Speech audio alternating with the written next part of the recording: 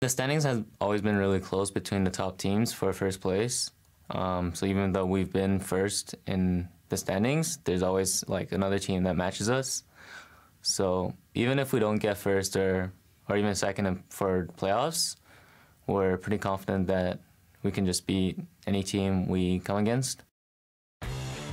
Welcome back to the North American LCS. The teams are gearing up for round 2 of Immortals versus Team Liquid. Liquid will not change the roster moving into the second game, and I have to say, pretty impressive game 1, so can't really blame them. Yeah, at the start it looked like, Xmithie was going to give it to him again, but he shut down that early game, and I said it when the base was like kind of in shambles for Immortals, that the TL squad has had tens of thousands of gold leads in the past, and then they've actually had them thrown away off of macro calls, and it's exactly what happened again this game. So TL, like the analyst desk was saying, if it wasn't Team Liquid and it was a team higher in the standings, you'd be like, that was a pretty good game for them to kind of build off of, when you're hoping that they come in with that synergy, that they go, okay, no, we had that, just one call, and they move forward. Because you saw there that Immortals are feeling confident, even if they were to drop to 3rd place and not have a first round bye, they still consider themselves contenders. Yep, and Immortals certainly looking good. I mean, didn't want to be in the situation that we're in, but did more than the best they could, given the circumstances. Pobelter in particular having an incredible Cassio game.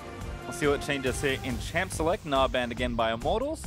Kind of interesting to see that banned on both sides here. Shen's going to join him, so Flame clearly respecting the power of that champion after playing it in game 1. And Zach is the first standard ban there for TL, but Caitlyn's going to join. It's still a champion that a lot of people don't want to give away. Yeah, it just feels like people are banning Gnar now because there isn't something that you can really play into it that you want to when you're playing these tank comps. If you're trying to play towards Pobelter and Cody Sun and not so much towards Flame, and it's a kind of something they don't want Lourlo to have because he has historically had a pretty good Gnar. It's definitely been one of his better champions where he has had those 4 to 5 man Gnar ultimates and has been quite impressive. It would also help them team fight. They're trying to stop Lourlo from having that team fight impact and pull him away. The Shen helped them do that as well. Certainly did. Elise and Thresh being the last bans means I have to think Maokai or Cho'Gath, as that's the selection, is the pick there for Immortals. Yeah. So very interesting to see that priority there for IMT. Most people would put Maokai as the best champ, most first pickable champion on this bet. And Cho'Gath was not picked or banned last game. So it's actually a priority out of left field. And now TL, you kind of take what you want here, whatever it is. I feel like Maokai should be one of the champions you take. Yes. And then you move on and say, all right, what do we want here? Before, they had gone for something like a Kalista. Is that another thing they want? They're going to go for the Jarvan here. Double flex pick. You can put the Jarvan wherever you want. Put the Maokai wherever you want between the top and the jungle. So this is actually pretty damn good by Team Liquid. Smart stuff, and also taking away the jungle that Xmithie has played a number of games in a row with. So he's going to have to change it up, and he's like, oh, I like this Gragas champion. Yeah, it's a, maybe we'll take this one. Have I played 12 games of Gragas and only lost, I believe, 1 of them? Don't do math. Don't do math on air. Oh no, I did it. All right, Gragas and Trist are the fix there for Immortals. You're right, it was 2. Get a double check in on Xmithie's Gragas win. It's still very impressive, sitting well above 80%. Let's see what TL do want to answer with here. Yeah, he's lost twice. Oh well, 10 and 2. It's quite the record, but his most played. It's pretty, yeah, I don't know. Underwhelming. It's good. Oh. Goldenglue going to take Taliyah away here. Kind of blocks the Orianna pick, and this is one of the picks he wanted access to last game and did not get, as Immortals really did target him in the second phase of ban, so going to take that and start protecting it, and I think that's a smart one. Just make sure that Cassio stays out of Pobelter's hands. You got to ban Cassiopeia. Looks like you might have to ban Orianna as well. Syndra's still on the table. Newsflash, LeBlanc is also up. This patch. There's so much that's left up because everybody's just banning all these things in the first phase, where Gnar, Shen weren't really seen in bans at all previously. The Thresh has jumped up to whatever side really doesn't want it to be first pick. But then like Maokai gets through. We're living in a world where there are like 10 OPs right now. And people are just like, oh, this one's really good. Let me just take that up. And now we're sitting at the second phase right now where Syndra and LeBlanc are both up. And there's the Corki. So Orianna also on the table. So I feel like Pobelter just doesn't get to play Cassiopeia or Corki into the Taliyah. And I don't feel like that's too much of a damper. I think should be okay. As there's Blitzcrank banned by IMT, so that's a lot of respect given over to that champion, actually. Callisto's the other one, as Piglet with a big grin on his face, gonna flash us the famous Vayne. At some point, I'm kind of expecting him to snap and just pick it for himself, but not he did Rammus once, he'll do Vayne. That's true. Don't test Piglet. Definitely do not test Piglet. Kha'Zix maybe? No. Sivir. Rolling around. It's going to be Sivir. Yep. You can see breathing a big sigh of relief. Oh, great, good. Did pick the right champion. Yeah, he's just having some fun. Typed in really fast there after he went away. But yes, it was expecting the Sivir there to pair with the Maokai and the Jarvan and kind of get the team in. The interesting thing is you could play maybe even like, you could play something into it if you wanted in terms of like, I think there's some counters like Caitlyn, it's banned away, but they already have the Tristana, and there's the Syndra, that's fine. But now we're waiting on support pick for Olleh, and he's got just such a wide champion pool, and if they want to dominate lane, then yeah, the Karma would be the one to go for. It's his, I believe, third most played right now behind Thresh and Bard, but Bard's still on the table, and it looks like there's a lot of discussion here on what they'll be picking or how they're going to play it. A lot of reasoning. Again, with all this, you know, big playmaking champions, looks at the crowd chanting Bard, and that's what they're going to get. Bard is secured there for Immortals. It was the crowd, that was the one that finally kicked in. The Bard there, so playmaking potential here for Olleh. No, recently it hit #1 in solo queue as a support, dropped down a little bit, but fun fact as well, the sub support Stunt for Immortals is also holding up a lot of those top 10 spots as a support. I believe he's got like 3 to 4 accounts in like top 20 challenger. So there's a lot of just learning from each other in terms of the supports there. Yep, Matt is going to be pushed all the way down to Karma. So again, kind of interesting to see Lourlo, Karma maybe push their way back into the meta again. We've seen a decent amount of Janna, but maybe a pick that not every team is happy to really pick just yet. And we've even seen something as extreme as like an Alistar, you know, really going all in on the team fighting and playmaking and having almost no lane presence. Certainly much better laning supports here for both the two, and I think Olleh will be happy in particular with the matchup against Sivir, going to try and punish Piglet, who is a bit shorter range than some of the other ADs. So an interesting bot lane, but I think overall, again, Liquid have a really good team combo to try and play with. Immortals comp, on the other hand, just kind of strikes me as a bunch of solid champions. I think especially in the top half of the map, it's going to look to try and snowball some of these lanes. Yeah, I feel like you want to gank that Cho'Gath. You want to gank Flame really early and often. Just play the Maokai into it. You can just point and click root. Dardoch should be going towards the top side where they have a lot of gank assistance.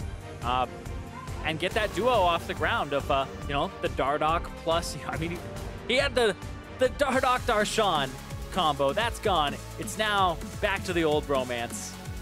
Sometimes you just got to go back to him, man. And I think Dardoch's aggression kind of cost him in a few spots there in game 1, but certainly a player that is will trend towards some level 2 ganks. You saw a lot of that from Xmithie last week when he played Jarvan, so I'm expecting Dardoch to get a little frisky here in the early stages of the game, but we'll have to see. We're going to move out onto Summoner's Rift for the second time in this series. Immortals looking to sweep it out. Not the smoothest of game 1, so perhaps the ride will be a little less rocky for them. And TL on the other side thinking, hey, we made it close. Let's just push a little bit further in our direction.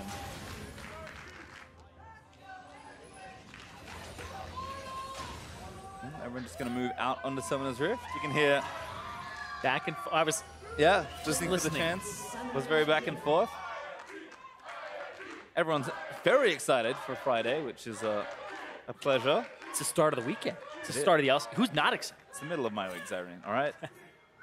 Don't give me that. Monday, Tuesday weekend, what? It's a good weekend. It's been a weekend for like more than 10 years, I think, actually.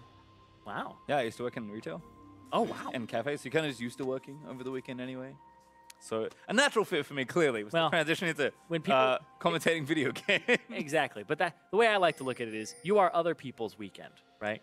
You're the entertainment. You're the enjoyment. So I would go to a place that you were working just to see your face. Well, you're right here now, so thank you for that's right. I didn't have a choice. That's true. You did not make this assignment. This was thrust upon you unwillingly. I apologize for nothing. I'm okay with this, though. TL is kind of fanning out. IMT doing the same. It looks like no deep vision really been placed here, so level 1's going to be about as normal as expected, but some of the surprise factors worn off, I'm sorry to say. Not as many super leashes, although as I say that, Olleh and Cody going to line that up. Did not see this from TL on their blue side, but a couple saplings helping out instead. But Goldenglue is going to help Dardoch here. He starts on the Raptors, and there are 2 saplings in the red brush as well. Yeah, and like you said, 2 saplings. Just trying to make sure it wasn't a ward. But they put a ward from Mortal's side inside the red pit, so they see Dardoch right now as he starts up his red buff. We'll have full knowledge of exactly what his route is at the beginning of the game. I think Xmithie did not start the small raptors. If I'm No, getting that he correctly. didn't. So some help, but not a massive amount of help that we have seen. But It was a red buff right into just doing the raptors, and a full clear of the raptors as well. well, Dardoch on the top side now clearing his Krug, so nothing crazy just yet. Might be a level 3 gank top side from Dardoch. Yep. He's going for it right now. This is going to be the super early timing 230 gank from him. He wants to gank the Cho'Gath. We'll see what Lourlo's at right now. Will he have the W? He's got E level 1 because of saplings, and he's going for W. He just used it, though. Oh, no. Maybe a little early on that play. Sapling is going to slow down Flame, but Flame's actually trying to get aggressive. Dardoch, though, finally here. Probably going to force a flash. Flame backwards Why? towards the team, and that's first blood Lourlo. Even Flame scratched his head there. You know that's coming. It was called as soon as the Maokai Jarvan knew that it was a top lane Cho'Gath. You knew the side of the jungle that he started on. Have to respect that. And the fact that Lourlo used the W there early, super early, even before Dardoch was in his lane, that felt like it's a gank you can get away from his Flame. Yeah, like right here, Dardoch actually hits the bush, and then Lourlo's like, I'm two, I'm going. And he goes in, and then there's no EQ follow-up there. So Flame's like, what are you doing? And isn't any wiser to the gank there. But then this right here, yeah, you flashed. Ooh. He just flashed the wrong way. Yeah. A rare mistake. He just that's the difference in the play. Yeah, a rare mistake from Flame. But a mistake nonetheless. We'll TP back to lane, get those CS. Lourlo is going to stay sitting on just his Jorans, and we've got Flame only got a rejuvenation bead and some consumables. I was about to say. Not a huge start to the top lane. Yeah, it's kind of, when you have to buy a rejuvenation bead, it feels awful. You're hoping it goes into your first item, and you're just going towards the righteous glory.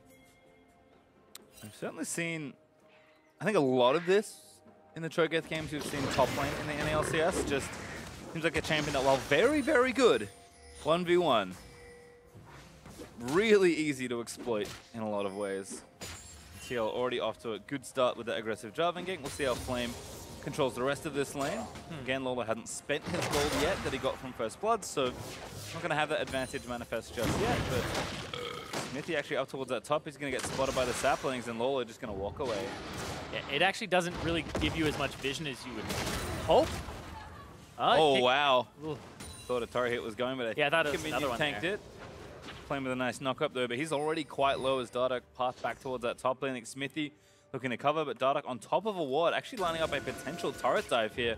Puts down a controller and is sitting in that brush. Lourlo, I think he's going to TP back and try something, but Xmithie has spotted him, so he is sitting underneath, ready for this counter gank. Well, they know there's no flash on the top laner. Lourlo does have the point and click. If they play this right, they still may be able to outplay it. Good Bottom, though, outplay. Actually, the W is there. Looks like dive on the top lane is happening as well. The knock Xmithie at the very last second. Gonna try and turn it around. Dardoch, though, was not taking the turret as Matt has taken the portal through. Looks like a roam down from Goldenglue. He's gonna seal Cody Sun's fate. Piglet, he's low, but he's gonna be able to get away. It's just a lane. He doesn't have Ignite. Still, the top lane play continues. Dardoch waiting, trying to bait this out. Sometimes you go back to him and you just can't leave him again. He's just hanging out in that top lane. Both junglers are just making sure their top laner's safe. Dardoch? Yeah, he's chilling out in the brush. Xmithie still hasn't walked in, and now he's going to get slowed by the W. Throws a cast back. Flame still has to play so safe here. And Dardoch again, just back in a brush. Maybe Flame messes up. Dardoch going to stay again. They're reading each other. They're trying to go for it. The EQ, but Xmithie back in again. A lot of mind games here at the top side, but Lourlo's got enough help. The Q actually takes down Flame. The base damage on Maokai's Bramble Smash is so high, he wasn't expecting that. You max it first, of course. Helps with the wave clear, but also just helps you bonk some people. That was ridiculous. Xmithie's like, well, I guess I clean up these waves then. Yep. I mean, he was waiting there for so long. Like, almost all of Xmithie's small camps are up right now. Like, there's other things he could be doing, but he's just kind of making sure that both junglers are crippled in the early game in terms of their level compared to everybody. And Piglet, actually a great spell shield there. I think he absorbed possibly 2 things at the same time. That was interesting how that worked. The Goldenglue is going to walk up, get Cody Sun, and put the finishing touches there. Yep, nice roam there from the mid lane. TL able to equalize that 2v2 that started in the bot lane, and all of a sudden 3 kills to nothing and 1,000 gold ahead. Team Liquid. Good early game here. And this bottom lane was quite interesting because Matt decided to go for the Ancient Coin because it's just so powerful right now in terms of the gold generation, as opposed to the Spell Thief, which would have given him a little more poke and harass, which is what you usually think people pick Karma for. But he doesn't have Thunderlords. He's got the Wind Speakers. He's maxing Q first, I believe, here. He's got 2 points in it early from what I had seen back when he was level 4. Check again. Still level 4, of course. Game hasn't progressed that much. Not yet, but TL still happy with the pace of play. Xmithie now on the bottom side of the map, so might have a visit down here to this lane, but certainly have to kind of abandon top lane at this point. Lourlo has 2 Dorans, some good tank components, and is 2 kills ahead of Flame. He's only got an early Negatron cloak. Another good spell shield there from Piglet. He's going to protect him from the Bard Q. Yeah, a lot of people have been ditching the Cho'Gath top in favor of the Maokai top because they just think it's a bit of a stronger tank, but also at the same time, it's just way more reliable to gank for, and the Cho'Gath is kind of, you can't get past him as easily. He's not much of an engage. He's kind of like long-range pick, but you're hoping that he can that people are going to try to dive past him. But he's so easy to gank. He's kind of just free walking gold at that point. Does feel like a really big melee minion sometimes. Yeah, my favorite type as well. It's like 300 gold. I will a take promoted melee minion. As Flame, again, just chilling out. Goldenglue back to his old tricks in the bottom lane. Looks like he's having just a fine time against Pobelter. As TL with 4 people down here in this lane, going to try and shove down the turret perhaps. Not too many creeps left. That wave is a long way away, but going to get good damage here. Dardoch and the red buff helping out. And Cody just has to kind of force them off as safely as possible. Goldenglue returning back to mid lane there. As Pobelter push that lane back towards his turret. And this Syndra pick is a little bit scary. Whenever I see a Syndra in a game, there's always that thought. If she starts getting any kills in this early game, even in the mid game, Syndra could be shut down. She just scales incredibly well. And she has that assassination potential. So you always have to be very conscious of what's going on around that lane. You make one mistake, she gets to punish the entire game for it. Yep, obviously a decent amount of Pobelter up a good amount of CS actually, 10, although Goldenglue is catching up. Now that wave is there, but I think saying, you know what, last time Piglet, he was kind of the big problem in that last game. So let's make sure we have some extra skills to throw into Sivir spell shield. Yeah, and now you can see Dardoch goes bottom because this turret is so low. He's giving cover, expecting a gank from Xmithie here because he wants to relieve pressure. But Cody Sun has all his summoner spells. Olleh is actually going for a bit of a roam for Chime duty. Uh-oh. And maybe a flame. I don't know. Dardoch being very patient here. Yeah. Goes in, actually gets the knockup. That should be enough damage. Hop out of the way. The ultimate of Dardoch under the tree is Cody able to flash out from under it. I think just a bit too early there. That was Dardoch put it while it was still in range, and it does damage in the area. So pointing and clicking on somebody as they flash sometimes doesn't deal the damage. And go for the execute there. We'll see it again, I assume. Well, Cody has no sums left, so yeah, still pretty vulnerable. I mean, do it again. Yeah, not a failed gank by Dardoch by any means. Good patience waiting down, but not rewarded with the kill, unfortunately for him. So Pobelter's getting that push back in, but Goldenglue can leave it almost a moment's notice. And we return to the Flame and Lourlo show where we had so much attention last time. Flame actually might get a solo kill here, but Lourlo with enough health to not get feasted.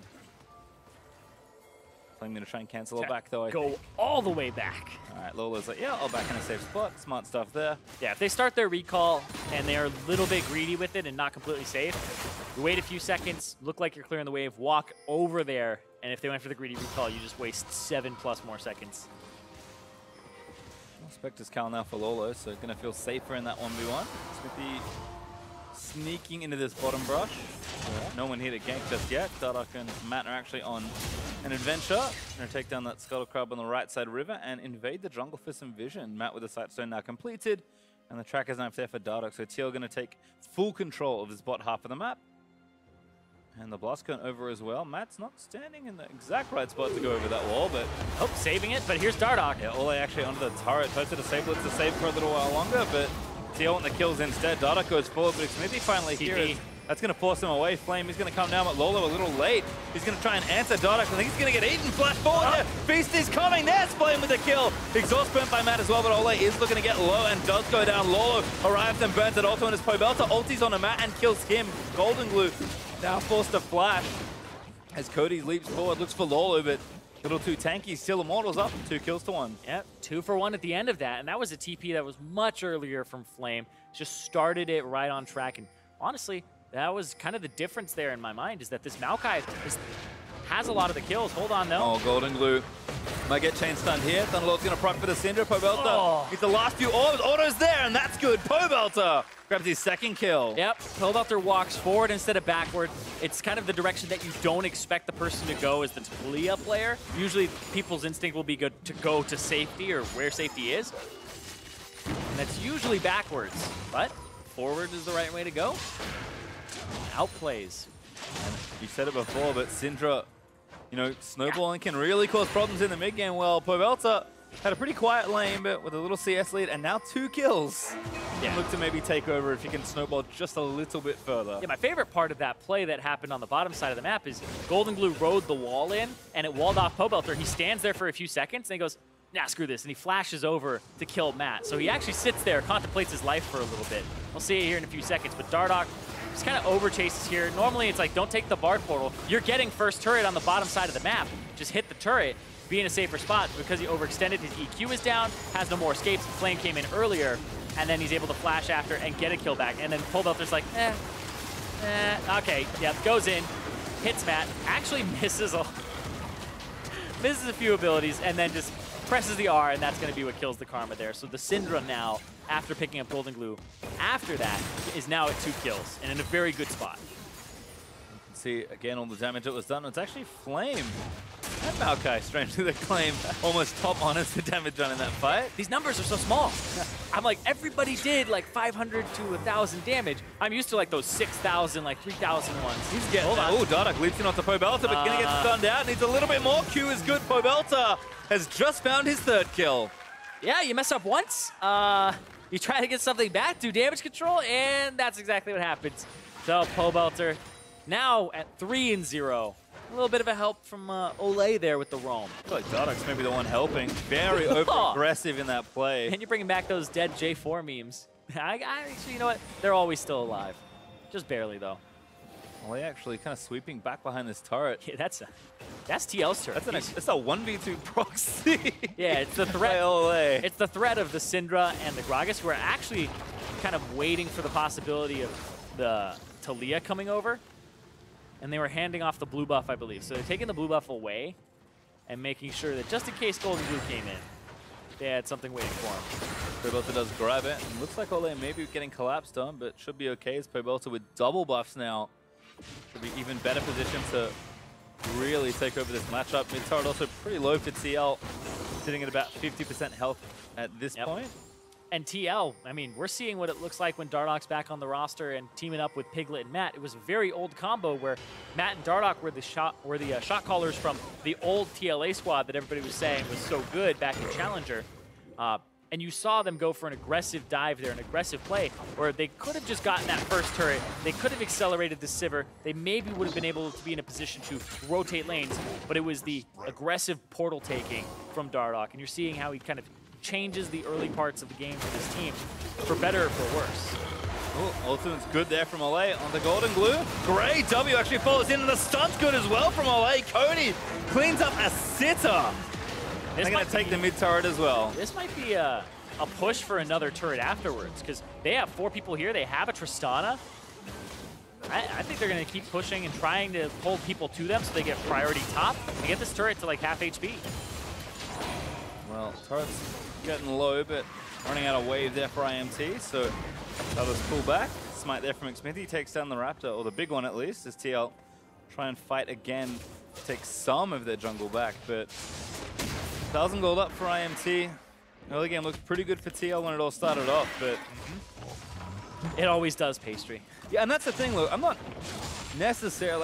blaming Dardoch for the way he plays, but he does play in a very particular way. Is it, though? Whose fault is it? I mean, it's Dardoch. That's what he likes to play, right? But I mean, You mentioned the old TLA. He looked amazing because he was so aggressive. Yeah, the team also played around him a lot, right? They actually kind of catered to his needs and what he wanted in the jungle all the time. But because of the meta shifting over time in terms of carries, you know, the jungle doesn't just have as like insane amounts of gold as it did before. Kind of had to shift some things around. And we're talking like 2 years plus though at this point, where that's when Dardoch was getting those pentakills on Rek'Sai and whatnot. And again, that's the thing. When you play aggressive and it works out, you look amazing. When you play aggressive and it doesn't work out, you look kind of silly. That's just kind of the nature of the style he's chosen to play. And I think for TL, they do need to try and get aggressive, especially in this sort of matchup. But Immortals is kind of wresting control back of this game. And this is a team that can be very decisive while also being very methodical. Flame 1v2 gets rooted up there by Lourlo. He's going to knock him back towards him. Help is on the way, though. Flame just needs to live for a little while longer. Root is there. Lourlo going to bramble out of the way. Pobelter commits his ultimate, gets the stun down as well. And there's another slow, just laying damage into Lourlo, who's got a Spirit Visage, so he's taking a while to go down. W's up to a minion, and he'll be out scot-free. But Flame also saved. Immortals with a nice response. Yeah, way more summoner spells, though, used by TL. They used 3 for just the 2 of Immortals.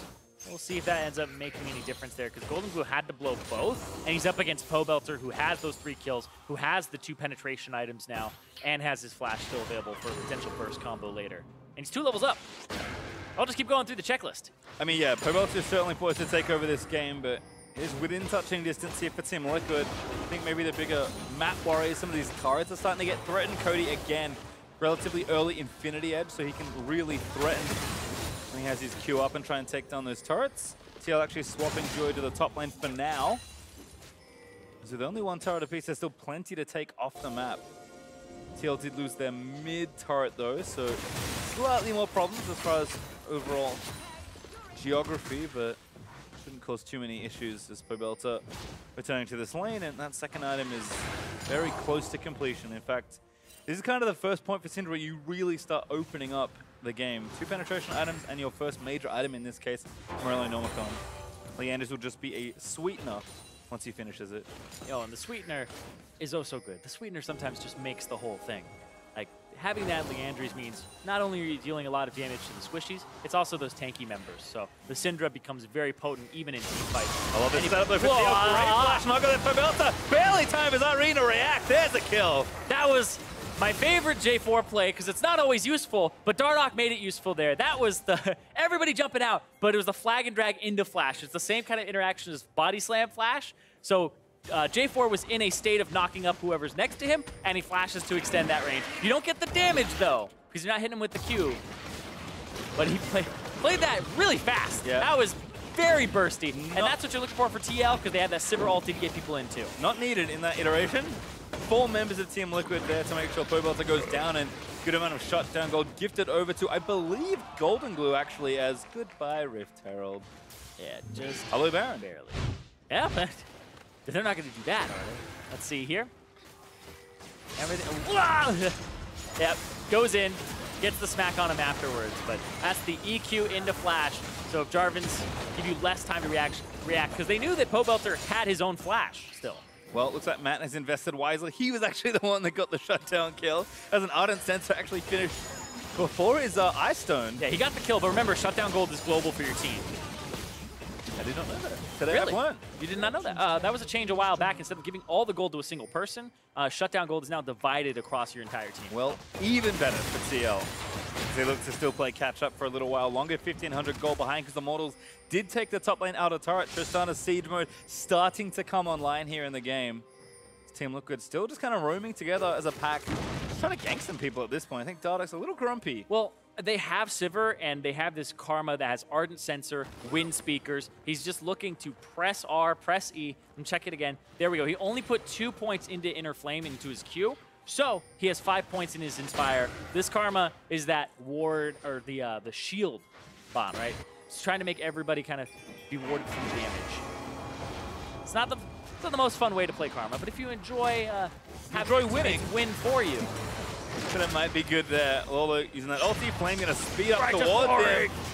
Needs a little bit more, I think. Good dodge of the knock up there for Lourlo, but he's in feast range. Flame trying to line it up. Oh, nom, nom, nom. There's the shutdown. Olleh giving him the little boost as well. Auto attacks for the slow, gives the package for the movement speed boost, and Flame gets the walk up and finish it off. Abyssal Mask second there for Flame as well. I like what I'm seeing so far. Tioldo with a nice play on the other side of the map. Able to take a turret for themselves, but it will be answered here by Flame after getting that kill with a bit of help from Olleh. I mean, Flame started the game 0-2. He got ganked very early on and multiple times as well. And now he's got 2 kills off of Feast. He's at 8 Feast stacks already, maxed out on what he can get from monsters. So he'll have to look for objectives. Some champions to also continue. Yes, they growing. do count as objectives. Yes, they do. For the purposes of Feast stacks. There's Cody, again, just back in the side lane. Not the safest place, but kind of knew where everyone else was, so just taking whatever farm he can get. Yeah, I was just mousing over items because we've added things like Knight's Vow, damage received, damage healed, but I didn't know that Righteous Glory now has Shockwave takedowns on it. So people who are slowed by your Shockwave and die get added to the Righteous Glory count? That's interesting. I like it. I like it a lot, actually. Give me more information. Tell me how much damage Static Shiv has done, quick! Add things to the game, please! How much healing's been negated by Executioner's Calling? I've got to know. A lot. Got to know everything. Well, Flame Xmithie going to team up for a Drake. Don't see this that often, although I guess we had a pretty dramatic few steals as Flame nom the dragon. I believe you get a stack off that Yes, as you well. do. Yes, you do. It's non-epic monsters is up to 6, and then after that, you have to get champions. You have to go for Baron, Rift Herald, Dragons, they all count. The epic monsters all count. So he's at 9 right now. And he's doing 8.5% of the enemy's max HP with his E, and that's each E, so do math on stream, page. Nope. 8.5 I'm times going 3, it again. Oh, good. 25.5, don't worry. 100% asking the wrong person. There you go. As Flame kind of slowly taking over, feels like half the map at this point. Immortals roaming the rest of them through, and Pobelter's almost at that Void Staff point. Saw Lourlo earlier take a huge amount of damage. Yeah, what happened was you got that Maokai up top fed, and then he TP'd in late, didn't get to kind of push it his advantage. You let up on Flame, and then what happened was the middle of the map lost. Pobelter got some kills, he got off the ground, and as Dardoch, you can't really go to the side lanes then too much because Pobelter has priority with wave clear, he has Goldenglue kind of under turret with kill pressure, and then he'll have the inside track to roam wherever you make a play. So losing the middle of the map really sucks as a jungler. So it looked like what Dardoch's plan was to win top, then have that snowball to bottom. They almost got that turret, and then they could have put something like the Sivir mid to just keep wave clearing and keep pressure up. But the plan fell awry after Pobelter got some kills. Yeah, and it feels like kind of the Immortals formula is staying true still here in a week 8. Looks like a gank incoming. No, it's on a Dardoch there as Xmithie gets a slam. Goldenglue trying to force them out of the way, but easy QB or defense actually. Syndra with a lot of good wave clear. Flame may be making his way over, but he's going to get spotted as TL collapses back to the right-hand side of the map. And for me, we kind of questioned at the very start of the draft, you know, why is Flame playing Cho'Gath over Maokai? Although we'll have to answer that in a second. His ulti is very nice from Olleh. Finds 2 as Dardoch come out locked into stasis. Ult there from Xmithie, not quite enough for the rest of TL. Flash out of the way. Flame is going to get healed up a little bit, and Lourlo goes down to Pobelter. I don't know what hit him, but it hurt. Everything. Pobelter through the W. I was talking about how, you know, the sweetener sometimes just makes the whole thing. All of that extra penetration, Pobelter throws out, I believe it was a W, which now is maxed, so it has that extra bonus true damage to it, and the Q on top of it. Well, that means Baron now for IMT. They've got their Smite, they've got their Feast, not on off cooldown, but might not need it. They are going to book it over as fast as they can. There was also a Feast in there too. Just going back, but yeah, they're going to pick this up. 1,000, and there we go. Yeah, Dardoch can't even get a look in, so nice Baron take there from Immortals. Starting to really take over this game. 5,000 gold ahead. And this looks a little bit more like what you were expecting from the first place team. But yeah, what happened to Lourlo here was he got Feast at the exact same time that Syndra threw everything in there as well. It's going to happen right here after he gets back, and well, why not? Bah! It's so much damage at the same time, and you got the blue buff on top of it. I mean, talk about trying to kill tanks. Look at, you know, high DPS champions, maybe Triss, the Cassio we saw from Immortals in game 1. True damage, also pretty good at getting through big health bars. Yeah. Syndra and Cho'Gath with enough there to get through it. And again, Immortals just looking to take over. And kind of like I was saying before, like, I think Flame in so many ways is a player that, despite being pretty diverse in what he's willing to play, is always a player that wants to have a winning lane. And I think for me, he's like, I think Cho'Gath's better 1v1 than Maokai. Give me the Cho'Gath over the Maokai. It cost him early when he got camp, but now these in extended 1v1 or even 2v1 situations that his team has control of the map, this is exactly where Flame has always thrived. Yeah, because Maokai doesn't have enough damage to kill you 1v1, and you have actually about the same or a little bit more sustain than Maokai. You also have mono sustain from the passive of Cho'Gath, so you just keep wave clearing over and over again, and you have more burst damage to it. So the fact that they let up pressure on top side, like I feel like we were talking about it, the Cho'Gath is sometimes just that big melee minion. You just keep going back to that top lane and killing it, and they did it twice, and they never did it again. Now Flame's actually going to take a turret with the help of his Baron buff, forcing Lourlo away. IMT took mid, so now just one T2 turret left. And Cody Sun's already begun the assault. Going to take some turret aggro there. Xmithie going to find Piglet, though. Piglet's going to fight back. Xmithie under the turret. Great spell shield. Going to avoid the slow from the Bard Q. Yeah, he's been prioritizing that. I was looking at the previous one where I thought he kind of blocked two things at once. Only went for the Bard Q there. So he's been prioritizing the Olleh slow / stun. Going to be broken here, though, I think. Cody needs a couple more shots. That's enough. And they break the top lane inhibitor turret. Inhibitor's still there, but portal out as Dardoch tries to find some sort of exit kill. And the pressure's not letting up. Still a minute 10 left on Baron for Immortals. Yeah, and we're seeing the priority for that Tristana for Cody Sun, which was picked very early on for Immortals. First round for them in game 1, and then in game 2 was picked in the second round for them. Making sure Cody Sun has a champion that allows him to wave clear, be safe if they dive, self-heal, and then also just destroy these turrets. Helps them accelerate and have carry. Yeah, and now they have to go. They're so far behind. Cody getting low there, but actually goes forward. Once Piglet needs the honor, the crit! Does land, is able to get himself the kill, and he hops out from under Lourlo's W. It doesn't follow as Pobelter is also slaying Goldenglue, and Dardoch dives so deep as he's caught completely out of position. Flame's going to nom him down and grab yet another kill. And now Cody going to leap forward, threaten onto Matt, and this should be game. Immortals going to guide the last few minions towards the Nexus. Yep, you can bring in Dardoch, you can come off a 2-0 week, but the #1 team in the North American LCS is unshaken by these changes. He's going to stay true. Lourlo knocked up there, knocked around. He's going to fall.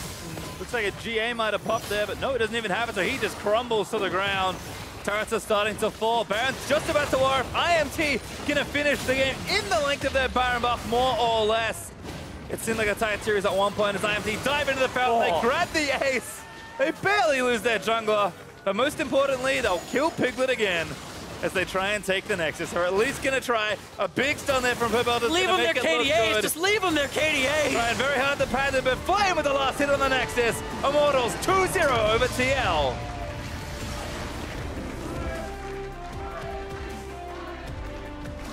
Crowd saying it, IMT, the 2-0. First game wasn't that clean, but the second one, much cleaner from them. 29 minutes, 50 seconds on the clock with a 13,000 gold advantage. That snowball started, and it kept rolling downhill for TL. Immortals were able to kind of close this one out in the fashion that you would expect from a #1 team in the North American LCS. Yep, looking a lot better there. In the second as the teams do exchange handshakes. A hug there from Cody, welcoming Dardoch back onto Team Liquid. They'll meet fans and family out there in the stands. Flame looks very happy. I mean, like, I didn't expect to get Cho'Gath. That was great. 3-2 and 4, so it was a game that didn't have that critical. And there it is. Papa Xmithie. You can see all the love is kind of spread throughout the family into the rest of the team there. Again, Immortals looking, I think approaching unstoppable is how I'll put it. And the way in which they're doing it's the thing that's impressing me. Really gutsy macro calls and strong team play.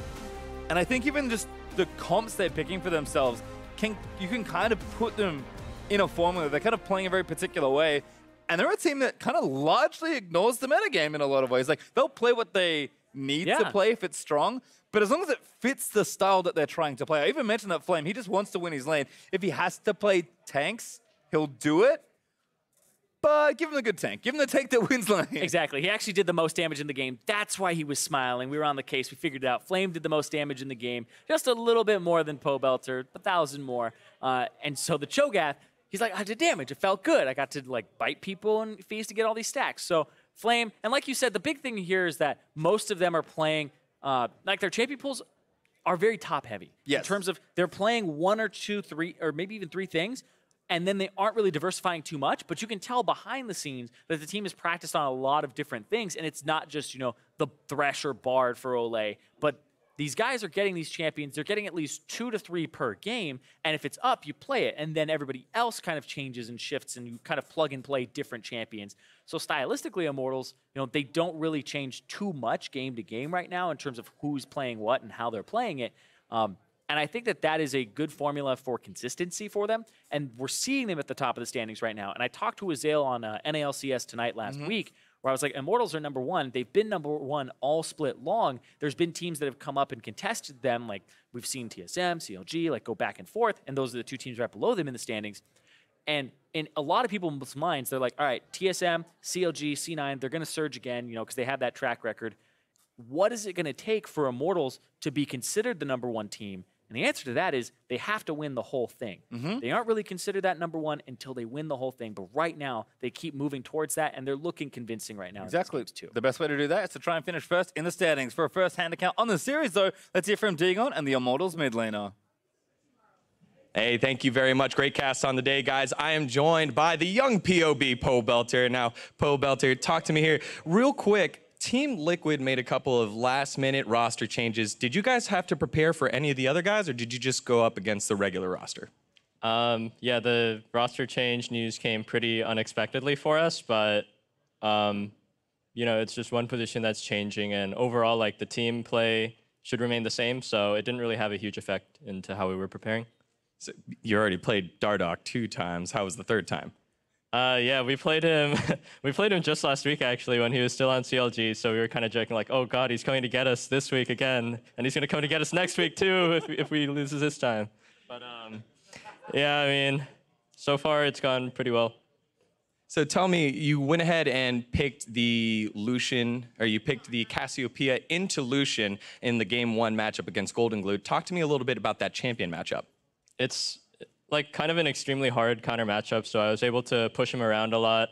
He ended up living a few times with really low HP, which was regrettable, but overall I think I played the matchup well. Yeah, I mean, there's just not much Lucian can do because Lucian's range is short compared to most AD carries, and that's pretty much within Cassiopeia's QWE range, and if you're in range of Cassiopeia, then there's no champion that can really deal with you, so I feel like they kind of were unaware that the matchup is so difficult, or yeah, I mean, I feel like that's the only way they would have blind picked Lucian with Cassio up. In that game, specifically, Piglet was able to pop off, get a little bit ahead. Was there any worry about what you guys were going to do?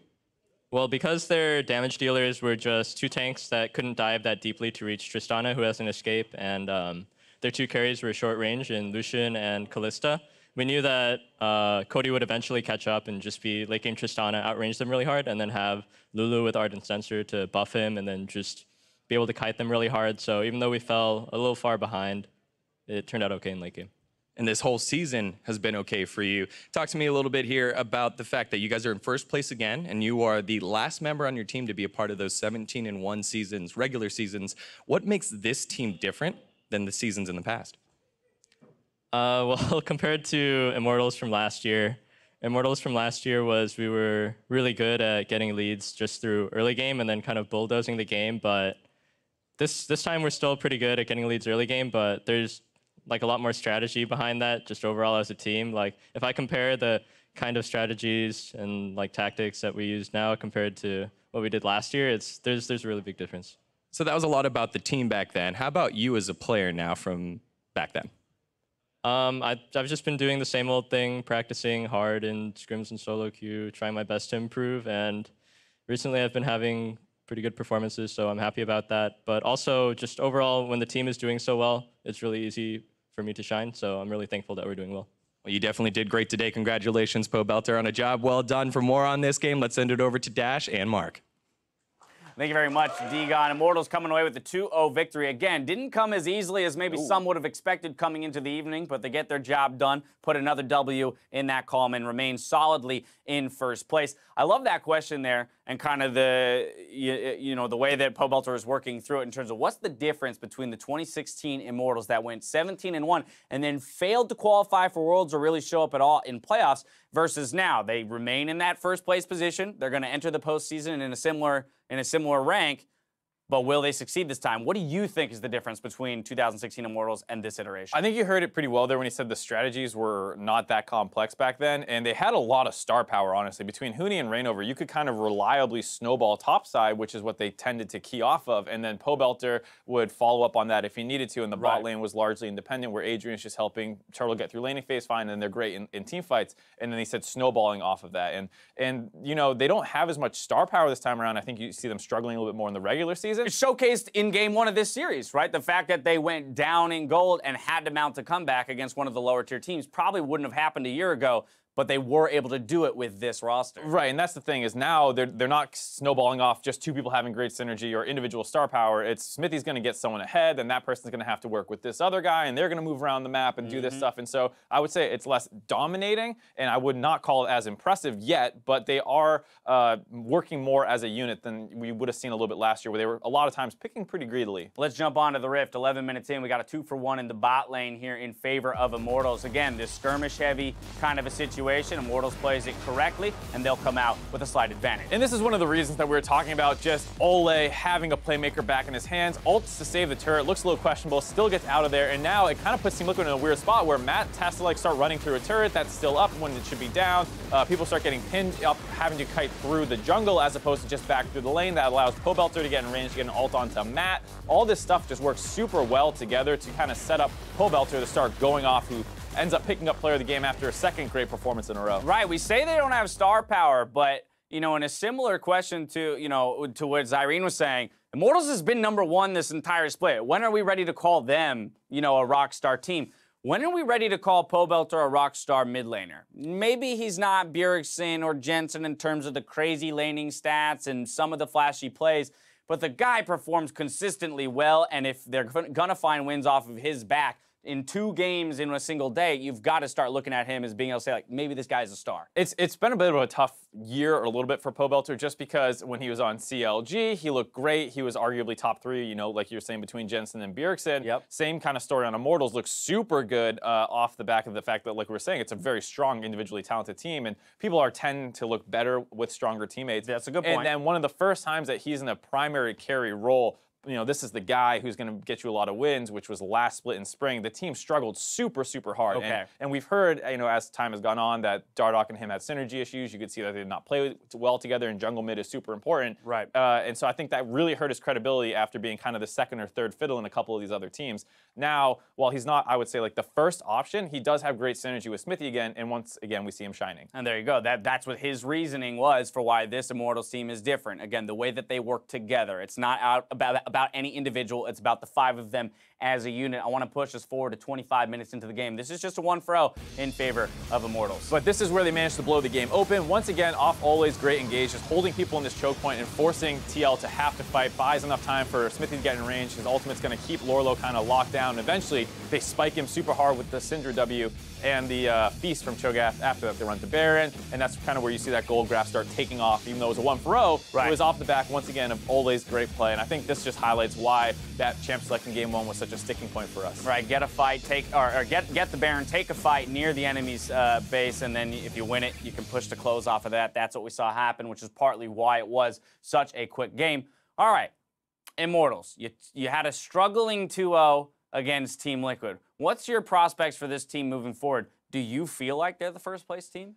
It's still always that little nagging doubt, just because there's so much history with other teams where it's hard to write off a team like TSM and say they're not the best team just because, they dominate Rift Rivals, they come back onto a new patch, and they don't look that good. It's very different. And they're Right. slow to adapt, and it does kind of feel like you're in the situation where Yeah, I feel like I've been here before. yeah, you just can't say TSM's the best team because they're not showing it right now, but you also can't say they're not because they just have such a record of dominance. Alrighty, well, let's wrap up the day by checking out the standings. Immortals, they do maintain their spot in first place at 12-3, while Echo Fox end the day alone in 7th with their victory. Team Liquid dropped to 9th and are eliminated from playoff contention officially. We'll see what other postseason fates will be decided in our matches tomorrow. On NALCS 1, coverage kicks off with FlyQuest versus TSM. Then Team Dignitas get their chance at taking down Immortals in the Battle Arena. That's a big one.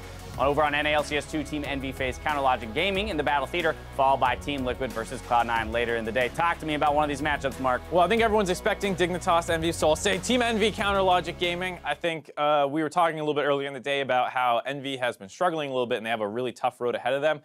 This is potentially a good opportunity to snag a win off a playoff team, given the fact that OhMarGod is now the new starter. Lyra is your strongest player. Your bot lane matches up relatively well. Darshan probably has a good lead over Sarah from the top lane, but Niski can hold on 1v1 versus Huhi. So if Lyra can turn enough advantages for the rest of the team, I actually think they can take this victory. And within that, I think I'm putting a spotlight on Champion Select. Again, because where's Lyra going to go? We've seen him bring the Graves back out, looking to be more of a damage threat, but we're in the League of Tanks, so should he be trending more towards a Sejuani or a Gragas?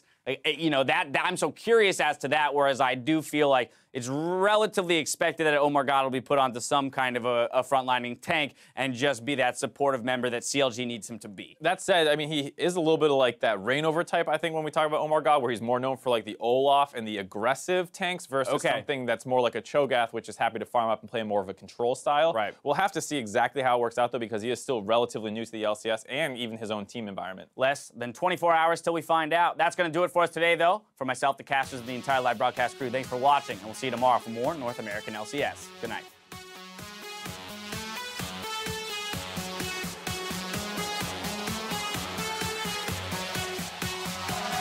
Players are in position for the first match of the day as Phoenix 1 takes on Echo Fox. Another deadly flourish finds its mark as Special is on the chase with a beautiful hook on the Frog, and the curtain call opens up. Mike Young's into the back line, and 3 are down. I got it. Front to back, guys. Front to back. I'm on jet. Yes. As Sig now in the middle of 4 Echo Fox members drops as well. 1 for 2, a double kill. I'm on trash. Yeah. Right side. Yep. Camille, you're fine. Gas. Phoenix 1 trying to make their stand, but instead they're going to be losing their support. Into the back line goes Brandini. Arrow going to be cut to pieces. And Echo Fox wins 2-0. Oh, I see a Liquid shirt in the stands. Vans, paid by Steve. Vans. Lourlo at the game. Oh, we're going. Still Spears. Around Piglet. Don't get first buddy. He's going to go down. Jarvan just a little late. W3. There's no flash. Crystal flash. Nice. Kill Cassio, go Baron. Nice. I'm gonna spawn Herald. Eugene, everyone. Yeah. Nice. Hada, let's go, Eugene. Let's go. Woohoo! Lourlo a little late. He's going to try and answer Dardoch. I think he's going to get eaten. Flash forward there. Feast is coming. They're splitting with the kill. Cody getting low there, but it's actually goes forward. What's Piglet? He's the crit. Does land is able to get himself the kill, and he hops out from under Lourlo's W. Leave him their KDAs. Just leave him their KDAs. Trying very hard to pad it, but playing with the last hit on the Nexus. Immortals 2-0 over TL.